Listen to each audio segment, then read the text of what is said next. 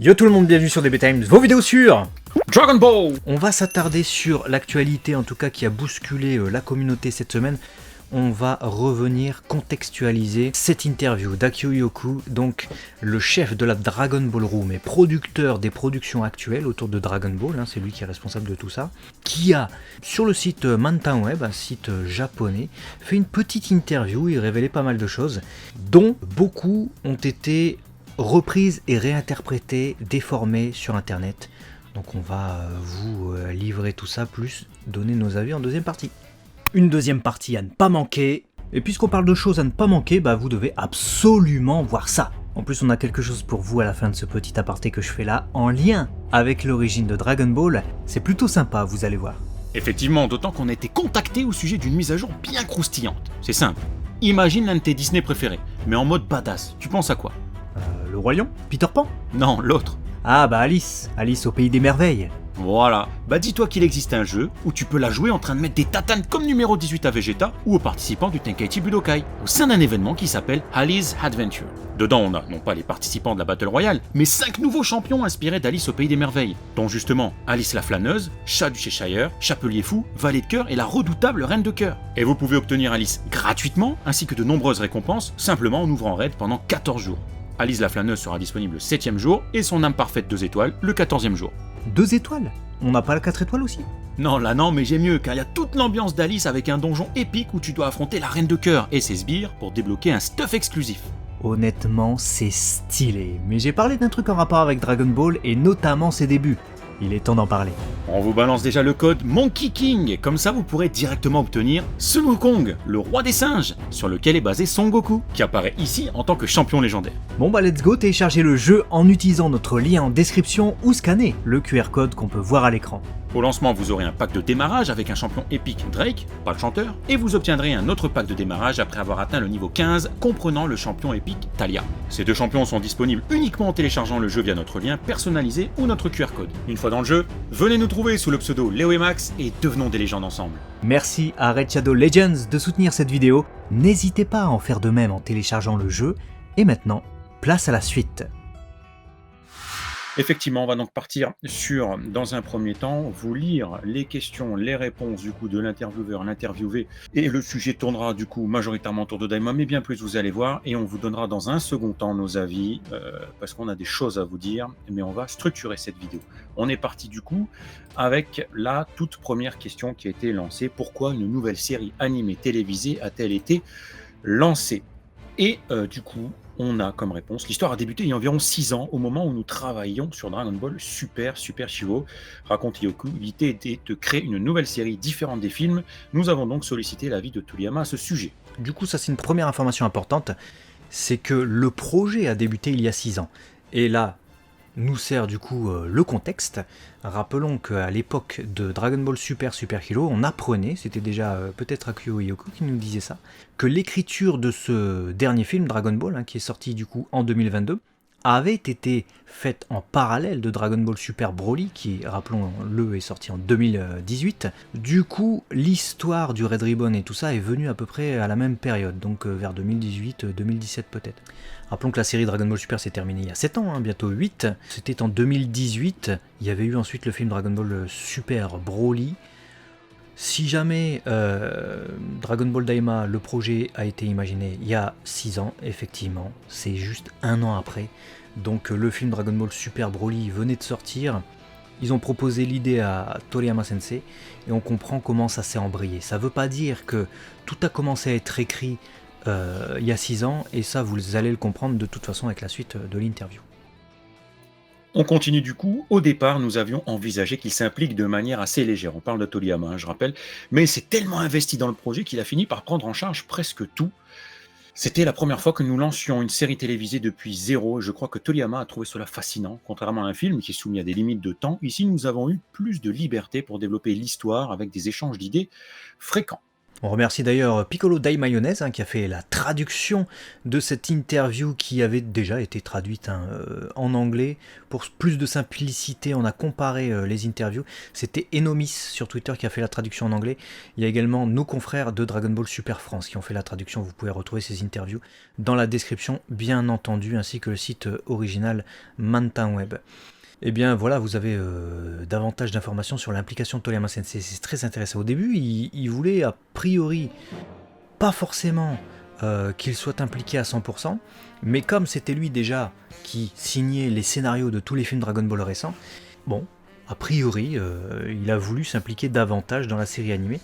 C'est assez marrant parce que c'est pas du tout ce que nous disait Toriyama Sensei quand on découvrait l'interview qu'il a laissée le mois de sa mort pour un événement qui se tenait justement à Haïti, je crois, où il disait qu'au départ, il y avait une série animée qui était prévue, mais il n'avait pas décidé d'être plus impliqué que ça, mais finalement, ensuite, on lui a demandé d'être plus impliqué sur le truc. La seule réalité, c'est qu'effectivement, au départ, il n'était pas prévu, au global, généralement, on va dire, qu'il soit plus impliqué que ça, mais finalement, c'est lui qui a fini par signer le scénario de Dragon Ball Daima. Voilà. Donc, mesurons sa volonté. Je précise quand même, entre ce que tu viens de préciser, ce qu'il a dit, et ce que Ioku dit. Voilà. Quid de véritablement la motivation? En tout cas, les faits sont là. Il y a eu investissement. On continue. En réalité, nous avons commencé la production de l'animé avant même que l'histoire ne soit entièrement finalisée. C'était un peu comme une sérialisation hebdomadaire de manga, préservant ce sentiment d'excitation constante. Nous avons surtout cherché à toucher les téléspectateurs d'une trentaine d'années, ceux qui ont grandi en suivant Dragon Ball GT et qui ont aujourd'hui leurs propres enfants. A expliqué Yoku, l'objectif était de créer une nouvelle série tout en conservant l'esprit de Dragon Ball GT. Alors là, c'est la partie qui a été le plus commentée, je pense, sur les réseaux sociaux. Alors, contextualisation encore une fois, on va voir la première partie. Quand il dit « Nous avons commencé la production de l'animé avant même que l'histoire ne soit finalisée », ça me fait beaucoup penser aux animés fleuves. Et du coup, je me dis, je comprends mieux ce qu'on voit. Dragon Ball Daima est une série extrêmement lente dans son rythme. Et on se posait encore la question sur le dernier live, comment se fait-il qu'une série qui est écrite de A à Z par Toriyama Sensei, qui va d'un point A à un point, non pas B mais Z, jusqu'à sa conclusion, comment se fait-il qu'on ait ce rythme lent, alors qu'on sait le nombre d'épisodes, voilà, eux, je me dis, ils le savent quand ça va être diffusé. T'annonces à la chaîne, et la chaîne décide avec toi, c'est eux aussi qui imposent leur volonté. Combien d'épisodes vont être diffusés, ils savaient qu'il y en avait 20. Mais si le rythme est aussi lent, je me dis, c'est très certainement dû à ça. Ils savaient pas comment ça allait se conclure, comment ça allait se terminer, comment l'histoire allait finir par avancer au fur et à mesure en fait de la série. Donc c'est une série qui a été conçue longtemps en amont, comme le sont des séries saisonnières aujourd'hui, de 12 à 25 épisodes on va dire. Cependant, elle conserve certaines caractéristiques des animés de l'époque comme les séries Dragon Ball et tout ça, qui étaient basées sur le manga, donc il y avait quand même cette différence, mais qui ne savaient pas où elles allaient. Donc on essaie de gagner du temps parce qu'on ne savait pas ce qui allait se passer dans, 10 épisodes par exemple.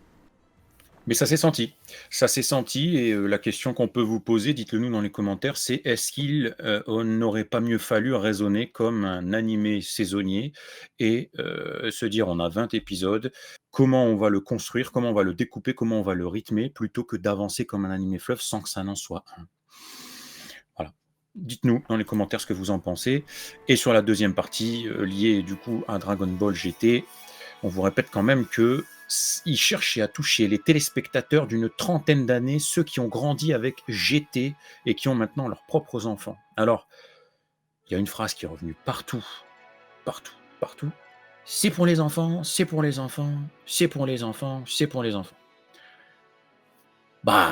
Quand on nous dit que c'est pour les téléspectateurs d'une trentaine d'années, sauf si je suis enfant à 30 ans, bon, il y a déjà un élément de réponse.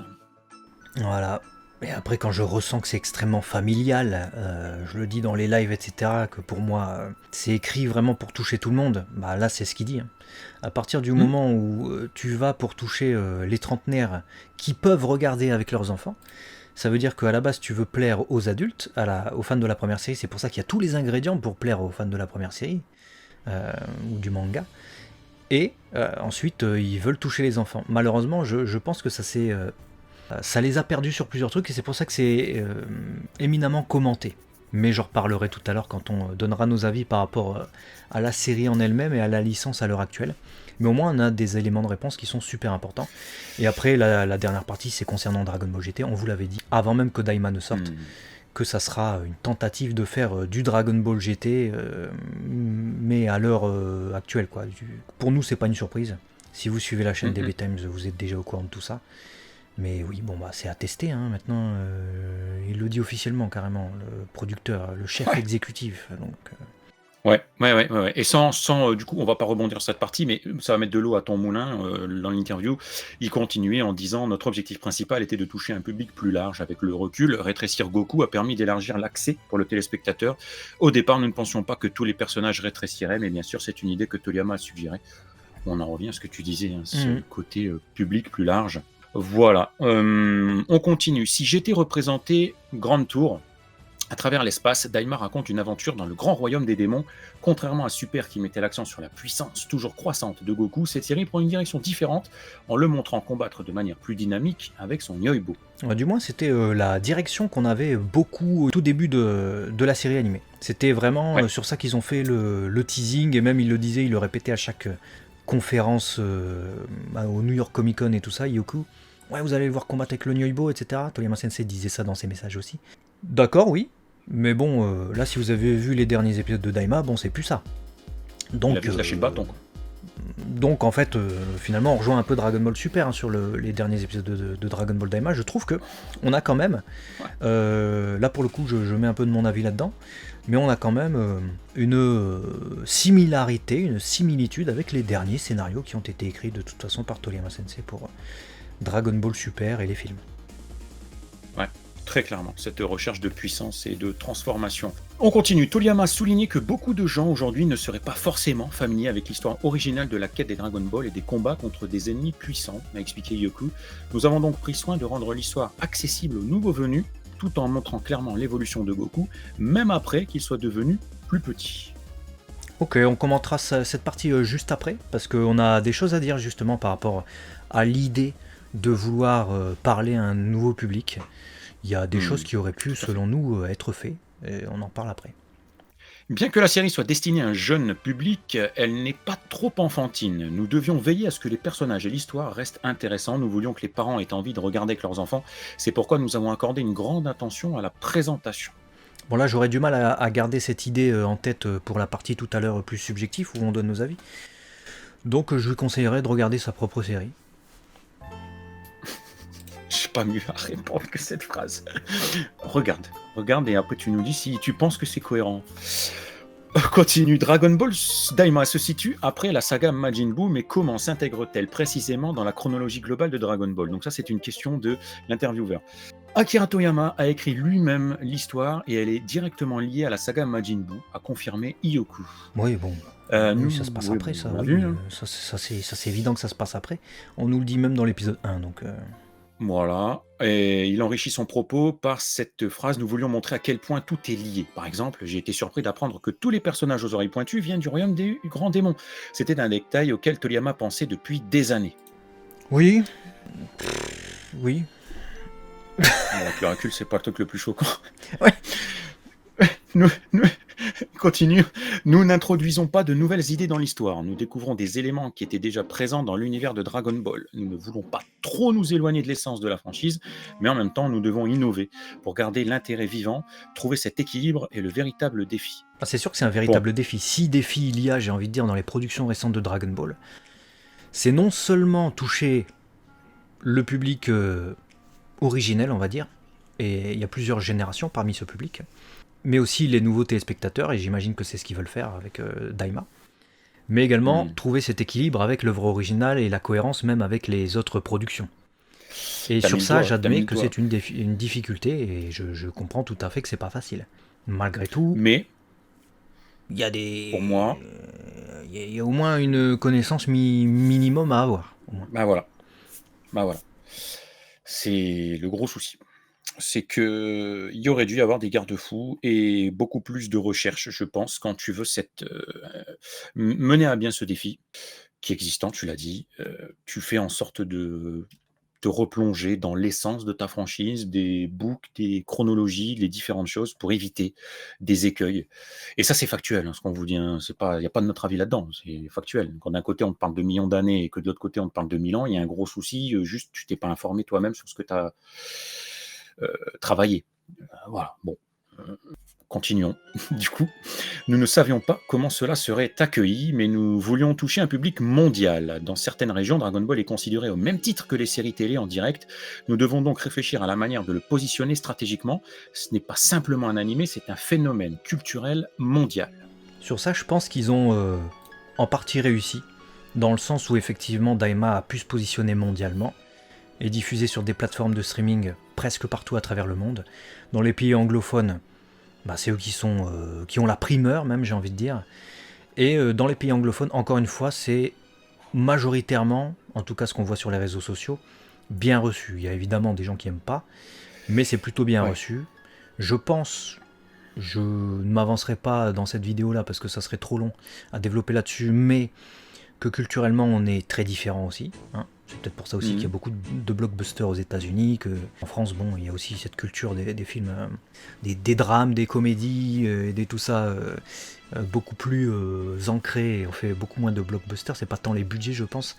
C'est aussi peut-être le désir Culture théâtrale. du divertissement qui est différent. Ouais, on a un théâtre différent peut-être. Donc c'est pour ça aussi que les avis sont peut-être aussi différents. Mais je suis d'accord avec ce qu'il dit là au global et je comprends du coup l'angle qu'ils ont visé et je trouve que par rapport à ce qu'il recherchait, il n'est pas tombé loin de sa cible.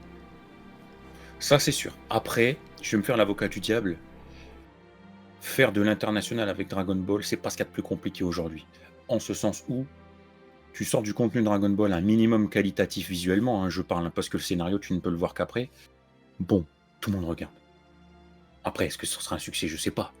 Mais c'est Dragon Ball, quoi. C'est pas un petit truc éclaté dans le coin, alors fait sur le coin de table, ça je sais pas, mais en tout cas, en termes de, je parle de succès, et où derrière tu dois, tu vois, aligner tous tes pions et tout vraiment, il faut que les planètes soient alignées pour que ça perce à l'international. Dragon Ball, ça a déjà percé. Et c'est bien le souci d'ailleurs. C'est-à-dire que même si on nous sert un produit qualitativement moindre, il sera consommé, il sera vendu, il sera acheté. Et c'est difficile du coup de montrer aux ayants droit que c'est une œuvre avec un succès modéré. Ça c'est un débat, autre chose. Bon, quel avenir pour Dragon Ball? Autre question. Eioku nous dit « Produire des animés et des jeux prend du temps, mais nous préparons constamment l'avenir. Nous voulons encore étendre la franchise. Il ne fait aucun doute que Dragon Ball continuera pendant des décennies. » On va en parler juste après. Le dernier épisode de Daima sera diffusé le 28 février, promettant une conclusion pleine de suspense. Il nous dit, Yoku, il y aura des scènes d'action impressionnantes et des rebondissements surprenants. Vous pensez peut-être avoir compris l'intrigue, mais nous allons vous étonner. Revoir la série depuis le début pourrait dévoiler de nouveaux détails. Bon, ça c'est cool, il nous tease un peu la fin, et il nous met du suspense. J'espère qu'il y en aura, que c'est pas des fausses promesses. Malgré tout, maintenant qu'on arrive dans la partie plus subjective, je dois vous dire que moi je suis plutôt sceptique par rapport à ça, par rapport à ce qu'il dit, par rapport même au suspense, parce que quand je lis, justement, vous parlez des Américains, la réception aux États-Unis qui était assez différente de la nôtre en Europe. Nous, francophones, c'est beaucoup plus divisé. Aux États-Unis, c'est quand même au global, de ce que je lis, à 70-75%, ils ont trouvé tout ça formidable. Je me dis quand même que on n'a vraiment pas la même perception et peut-être le même désir quant au scénario de Dragon Ball et même quant au spectacle qu'on veut voir. C'est-à-dire que aux États-Unis, là, je vois par exemple les fans américains et après bon, il y a aussi des leakers parmi les gros youtubeurs américains. Ils avaient déjà les leaks, donc ça fait partie de leur business plan que de motiver dans Jones, de hyper la communauté autour des trucs pour qu'ils aillent voir leurs vidéos. Hein, ça faut en avoir conscience, je veux dire, c'est pas un truc que j'invente. Si tu veux que tes leaks, que tes commentaires, que tes vidéos sur tes machins soient consommés, pour peu que t'en aies eu, il faut que tu fasses ton truc autour de ça. En tout cas pour eux qui sont beaucoup plus stratégiques et beaucoup plus entrepreneurs que nous on ne l'est. Nous on est vraiment à l'arrache et on dit tout ce qu'on pense, donc c'est vraiment pas à notre bénéfice, j'ai envie de dire. Et par rapport à ça justement, je trouve qu'ils sentent Jones pour pas grand chose, parce que là par rapport aux 2 derniers épisodes qu'on a eu, j'ai lu, on va avoir des révélations de fou, des trucs inattendus, vous attendez absolument pas à ce qui va se passer et tout. On a vu l'épisode 18, on a vu l'épisode 17, vous avez eu une review même, l'épisode 18, vous aurez la review sous peu, je vais pas vous spoiler ce qu'on va y dire ou le contenu de l'épisode si vous ne l'avez pas vu, mais au global, on s'attendait à tout en fait. Tout, on l'a déjà dit dans les prédictions de Baba, donc il y avait... Il y a un truc... Allez, un truc ou deux qui n'a pas été dit, mais vraiment... C'est des micro-détails, effectivement, il y a un détail où tu te dis, ah ouais, d'accord, ça effectivement, ouais, mais c'est pas un truc, c'est pas le truc de l'épisode, tu vois. Donc au global, non, c'est pas très surprenant, il n'y a pas beaucoup de suspense, donc je suis plutôt pessimiste par rapport à ça. Et puis, je vais garder cet aspect pessimisme pour répondre aussi à un autre élément qu'il a mis en avant, c'est le fait de vouloir préparer constamment l'avenir et vouloir encore étendre la franchise. Étendre la franchise, ça m'inquiète plus que préparer l'avenir. Parce que je fais le lien avec ce que je disais tout à l'heure, où il nous disait on veut parler, même aux nouveaux venus, etc. On veut que les gens qui découvriraient Dragon Ball puissent être happés, etc. Mais j'ai pas la sensation, et tu me diras ce que t'en penses, que Daima, ce soit la série idéale pour happer des nouveaux venus, des gens qui ont jamais vu Dragon Ball en fait. Parce que je suis d'accord. On retrouve des personnages enfantins, tous. J'ai parlé avec des gens même qui ont vu Dragon Ball, mais qui ils n'ont pas regardé depuis longtemps, mais ils connaissent, et puis ils étaient fans quand ils étaient jeunes, etc. Mais l'aspect déjà rajeuni et puéril des personnages dans leurs apparences, ça peut déjà scinder. Certains aiment, certains n'aiment pas, et je sais qu'il y a des gens qui n'aiment pas du tout déjà le fait de voir des gamins protagonistes. Tu vois, si c'était que Goku, c'est pas... c'est déjà différent. Déjà vu. Voilà, là c'est très différent. Donc déjà ça scinde, donc c'est pas le meilleur postulat. Et en plus de ça, t'as comment ça a été fait, avec, on parlait des aspects puérils, des gags, de l'humour, et puis de l'aspect plus enfantin du scénario. Justement, dans Daima, il l'est beaucoup plus que dans l'œuvre originale. Donc si tu voulais toucher justement de nouveaux venus, il aurait été plus judicieux de faire le remake qu'on attend, dont on parle depuis des années. On veut que le manga Dragon Ball, les 42 tomes, les 519 chapitres, plus le chapitre bonus, soit à nouveau adapté, une nouvelle adaptation animée. C'est ça qu'on veut, en fait, avec la qualité d'animation qu'on a dans Daima et dans les dernières productions Dragon Ball Super. Tout à fait. J'écoutais attentivement tout ce que tu disais, parce que c'est un avis qui est, tu vois, à la fois subjectif, mais je trouve plein d'objectivité.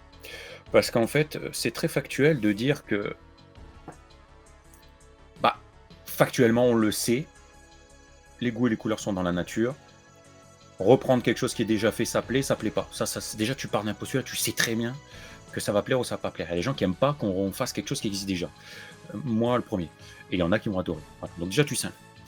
Tu fais quelque chose, du coup, en plus, où tu les rétrécis, qui est aussi un postulat de base dans GT qui a fait débat. Donc déjà, tu te doubles, c'est-à-dire que tu refais quelque chose qui déjà a été sujet à débat pour beaucoup.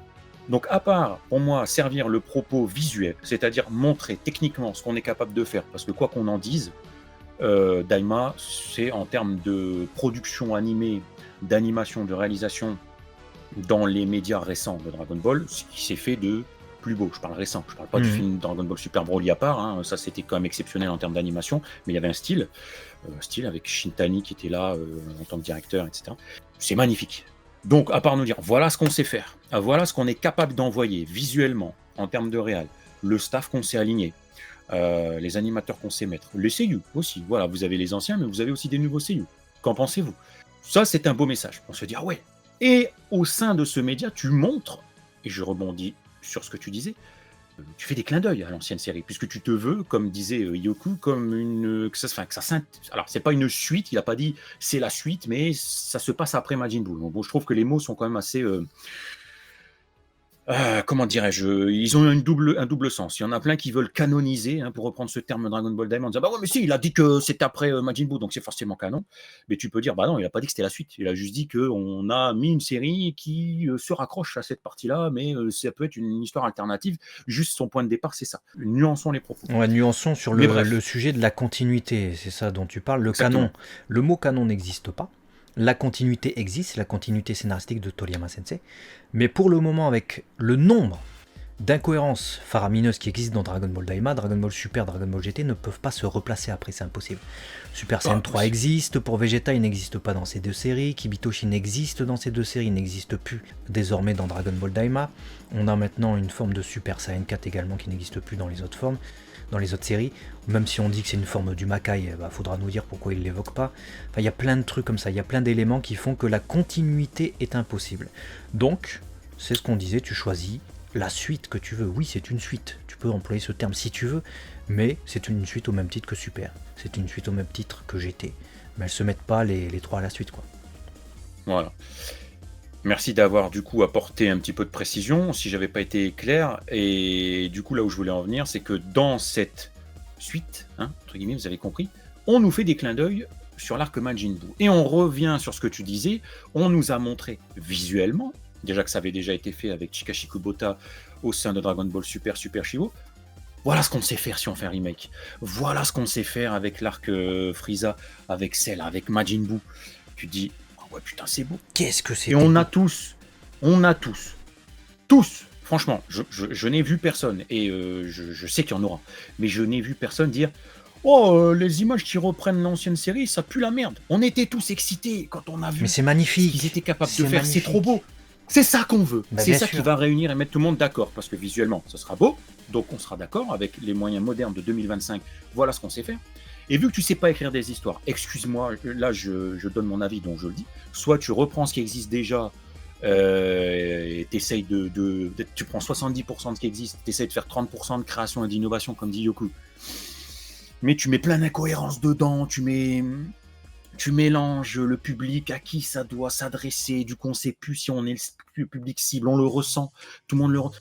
Et ben là, t'as pas besoin d'écrire en fait. C'est déjà écrit et ça a déjà conquis le monde. T'as un mariage parfait. Visuellement, ça sera bien. T'as le scénar qui est bien. Tu fusionnes les deux. Allez, c'est bon. Alors, il faudra des bonnes musiques, il faudra des bons cellules. Ça, c'est un autre débat. Mais tu pars quand même avec des cartes dans ta manche, quoi. Bon, c'est factuel. Il aurait mieux fallu faire un remake.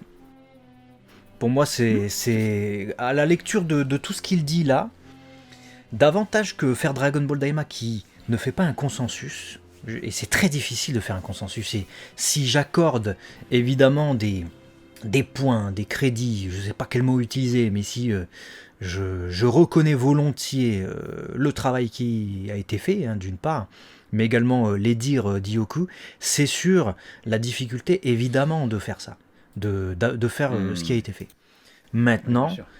ils ont peut-être pas choisi la bonne voie, ils ont peut-être pas, ils ont peut-être pris le bon bateau avec la bonne team, mais ils ont peut-être pas fait le meilleur voyage. Pour prendre une métaphore Surtout que, je vais te parlante. dire un truc. Ça, il dit, ça a débuté, l'histoire, donc leur aventure, hein, de Daima a débuté il y a environ 6 ans. Donc, ça a débuté 2018-2019. Je pense que si vous tous qui êtes là y avez pensé, si nous deux y avons pensé, on savait que les 40 ans du manga arrivaient. Tu te dis, tiens, ça fait 34 ans, allez, 35 ans qu'on est dessus. Dans 5 ans, Hervé, on n'est pas sur les 40 ans. Oh bah si, oui.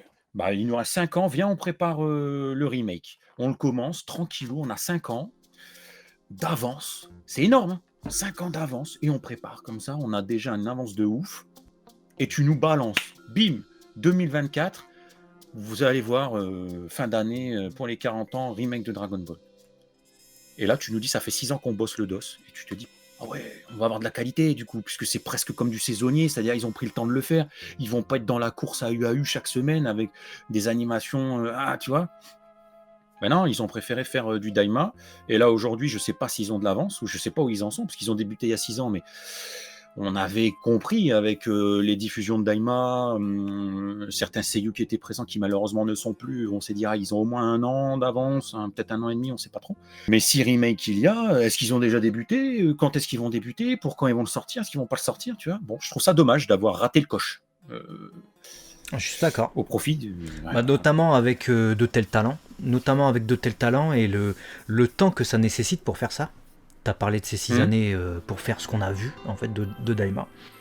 Dites-vous que pour un remake d'une grosse qualité, au moins de la qualité des meilleurs épisodes de Daima visuellement, il faudra du temps aussi. Donc je sais pas est-ce qu'on a suffisamment d'avance, même tu sais pour la date anniversaire de l'animé qui sera du coup dans 2 ans, vu que 2024 c'est les 40 ans du manga et 2026 c'est les 40 ans de la série animée Dragon Ball. Est-ce qu'on sera dans les temps pour avoir quelque chose à cette date-là? Je sais pas, et j'en doute de plus en plus, alors que au départ j'étais très convaincu du fait que qu'on allait avoir quelque chose pour cette date-là. Mais bon, le fait qu'ils disent oui, j'ai envie d'expandre tout ça, j'ai envie d'étendre l'univers pendant des décennies, je me dis ok, mon gars, fais le remake là, plutôt que de vouloir créer 150 000 mangas, 150 000 animés, 150 000 films. Et d'autant plus, la chose fondamentale à prendre en compte avant de raccrocher cette vidéo, et vous nous donnerez vos avis par rapport à tout ça dans les commentaires, que maintenant on n'a plus Toriyama Sensei. On n'a plus l'auteur du manga. Alors ça, c'est considéré extrêmement différemment selon les personnes qui reçoivent le scénario. Soit vous vous dites, j'aime pas les derniers scénarios, donc écoute, voilà. Soit tu te dis, non, c'est une grosse perte, moi je veux pas de scénario Dragon Ball sans Toriyama, ça n'a aucun sens. Mais écoutez, il y a ça déjà, mais en plus de ça, qui sera le prochain scénariste de la prochaine production Dragon Ball? C'est ça la question, parce que pour le manga, on sait que c'est Toyotaro. Mais pour l'animé, déjà, est-ce qu'on aura une série d'animation? Auquel cas, c'est un peu comme toutes les séries animées, comme des BGT et les autres qui se faisaient sans base de l'auteur, c'est-à-dire que tu as plusieurs scénaristes de toute manière. Donc à chaque épisode, c'est eux qui vont scénariser le truc, puis tu as le scénariste de la série. Mais si c'est un film, il faut un scénariste principal. Donc il n'y a qu'un seul scénariste, ou 2 tout au plus, et qui écrivent toute l'histoire. Et c'est à ces personnes qu'incombe d'inventer une nouvelle histoire. Ouais, de toute façon, il y a plusieurs pistes à venir. Ils vous ont dit de toute façon, il vous a dit que Dragon Ball allait avoir un avenir pendant des décennies. Donc voilà, si on se dit qu'il y a 2 ans, Daima était terminé plus ou moins dans leur prod et que, il y a 2 ans, on va dire, début 2023, ils avaient terminé plus ou moins. On peut se dire que ça fait 2 ans qu'ils travaillent sur un autre truc. S'ils veulent viser 2026 pour aller fin 2026 comme ils ont fait avec Daima, ils peuvent avoir 4 ans dans les dents de travail, ils peuvent avoir fait un remake. Il y a eu, je dis bien des rumeurs, je précise, d'un film. Est-ce qu'ils vont attendre les 50 ans du coup du manga pour taper le manga ou l'animé, vu qu'ils parlent de décennies? Je ferai plus de ce monde, moi. En fait, à un moment donné, il faut se manier le... Moi, je veux voir le remake. Ouais, parce que ça va pas se diffuser en 2 semaines non plus. Oui, l'évolution de Dragon Ball, en plus, je l'ai dit tout à l'heure, je sais pas si j'ai été assez explicite, mais les scénarios récents, de toute manière, sont en 2 parties. C'est première partie, le lore, le développement, et le deuxième partie, on se tape, c'est la bagarre, et puis c'est plein d'explosions et de l'animation de ouf. C'est ça, les scénarios récents de Dragon Ball. Et ils sont plus légers dans leur deuxième partie, mais vraiment très légers. Et maintenant, le souci, c'est que dans les derniers scénarios, et notamment Daima, on se tape en plus des incohérences dans le récit qui nous expose le lore et l'univers. Donc en fait, il y a pas mal de paramètres qui commencent à être très compliqués. Et moi, je veux pas que plus on avance, plus ce soit la parodie de la parodie de la parodie. Donc j'ai envie de retrouver mon Dragon Ball, notre Dragon Ball, et notre Dragon Ball, il me semble quand même que c'est l'œuvre originale, le manga de Toriyama, les 42 tomes. Retrouvons ça en animé. Du coup, il faut sauver les meubles. Je veux un hashtag, il faut sauver les meubles. Sauvons Dragon Ball, ce que tu veux. Vous l'avez compris, on veut notre remake. Remake Dragon Ball, hashtag remake Dragon Ball, voilà. C'est tout. Hashtag remake Dragon Ball, c'est ce qu'on veut. Et si ça tourne sur les réseaux sociaux, remake Dragon Ball, ils le verront de toute façon à un moment donné. On va le lancer. À l'issue de la sortie de cette vidéo, remake Dragon Ball, ça sera en hashtag sur cette vidéo. Partout. Et il nous faut ce remake de Dragon Ball. Il faut arrêter de... Parce que là, ils vont continuer leur production pour les Américains. Ça va être... on te met des explosions. Il y avait même des animateurs que je connais de Dragon Ball et Dragon Ball Z qui ont vu le film Dragon Ball Super Broly en 2018. Ils ont dit, c'est nul, j'aime pas. C'est nul, j'aime pas. Alors que l'animation était fantastique et tout. Parce que l'histoire était divisée en deux, c'était beaucoup trop scindé, parce que l'animation était beaucoup trop hétérogène, et parce que on essayait d'en mettre plein les yeux. On sentait qu'on essayait d'en mettre plein les yeux. Mais qu'est-ce qui différencie Dragon Ball Super Broly de Dragon Ball Daima? Les derniers épisodes que j'ai vus, c'est pareil. Je vois pas de différence dans la construction, dans l'absence de scénario à un endroit du climax, et dans je veux t'en mettre plein les yeux. C'est pareil, c'est pareil. Ouais, pareil. C'est pareil. Ouais, c'est pareil. C'est pareil. Partagez à fond, on compte sur vous pour le remake Dragon Ball, le hashtag, et puis sur ces belles paroles, on vous fait plein de bisous, et on se dit à très vite sur DB Times, les vidéos sur Dragon Ball avec le remake, on Allez. l'espère. N'oubliez pas le hashtag, Ciao. année. Eh ben oui.